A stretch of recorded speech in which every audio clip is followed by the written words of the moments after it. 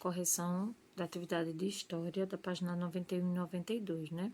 Nós estávamos lendo sobre a viagem dos portugueses até a chegada no Brasil e a exploração do Brasil, e também a carta de Pero Vaz de Caminha, explicando várias coisas que eles encontraram aqui quando chegaram no Brasil, né? Principalmente sobre a questão dos indígenas, não é? Como é que eles viam esses novos povos. E aí, o livro traz algumas poucas perguntas, a gente vai corrigir agora, tá? Observe no mapa as duas rotas. A rota em roxo foi a rota de Vasco da Gama, tá? Que veio um pouco antes. E a segunda rota é de Pedro Álvares Cabral. Ambas estão indo para Calicut, na Índia. Olha aqui, saindo de Portugal, passando por baixo da África, indo para Calicut, na Índia. Por quê? Porque naquela época, gente, as viagens eram por aqui, pelo mar Mediterrâneo. Só que aí começaram a cobrar muitos impostos. E aí estava ficando caro ir até as Índias e voltar. Então, eles pegaram uma nova rota por baixo da África, tá? Aí ele pede assim: descreva as rotas realizadas por Vasco da Gama e por Pedro Álvares Cabral e que locais cada uma visitou antes de chegar ao seu destino.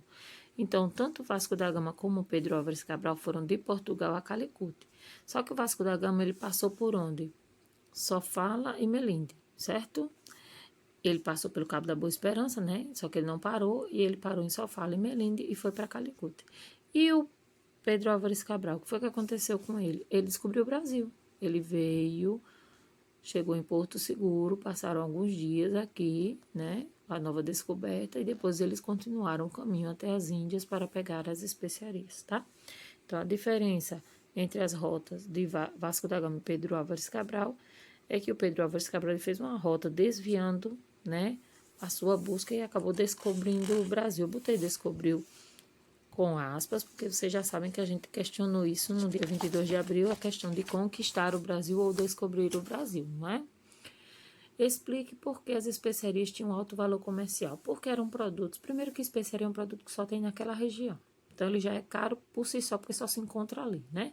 Então, as especiarias das Índias eram produtos caros, tanto para comprar, mas principalmente para ser revendido. Eles ajudavam a conservar e aromatizar alimentos e, além disso, algumas eram utilizadas para fazer remédio para a cura de doenças. Então, eram muito importantes para eles, tá? Então, manter esse comércio era muito importante. Como é que os indígenas são descritos no trecho da Carta de Caminha, da página 88? Eu vou resumir, né?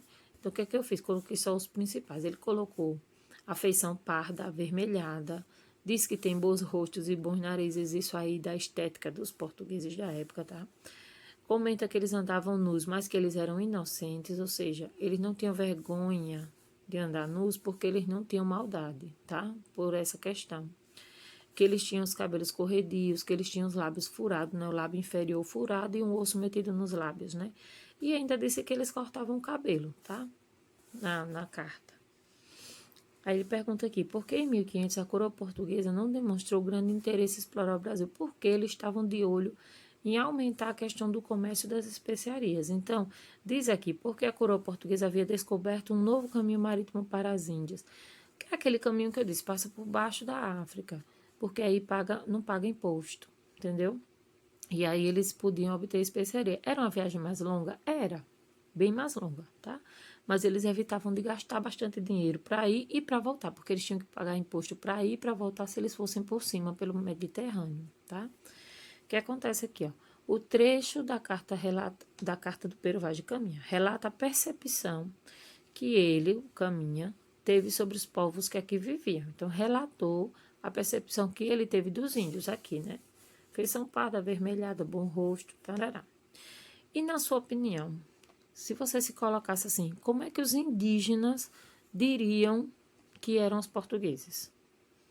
Você vê, os índios moram daqui, né?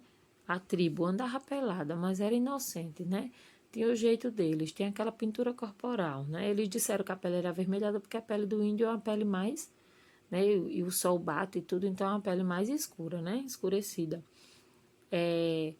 Aí que tinha os cabelos corredios, que tinha os lábios furados, que tem as pinturas, o jeito de ser, né?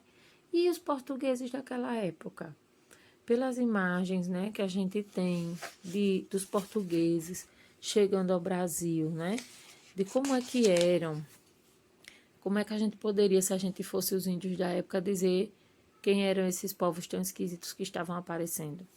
E aí a resposta, né, é pessoal, mas eu queria que vocês colocassem uma resposta bem interessante, tá certo? Colocassem mesmo no ponto de vista dos índios, se você tivesse aqui no lugar deles, como é que você diria que era aquele povo que estava chegando, ok?